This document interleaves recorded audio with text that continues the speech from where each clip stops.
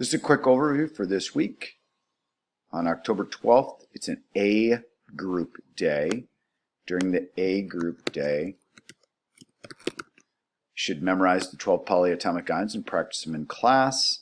Make sure you got these problems finished, and then you'll show all the problems to your records person in class. Then on Tuesday, there's a quiz on Schoology that everyone has to complete, and this is a B day, so even if you're an A person, you still have to complete this quiz that day.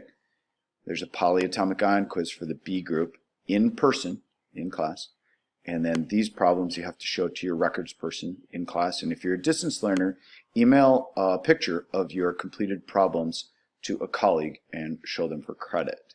One additional suggestion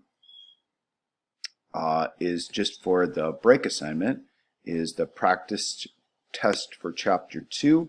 Make sure that you work that all throughout the break and you have all of your questions answered or written down, so then you can ask those during our WebEx on the 19th when we come back from break.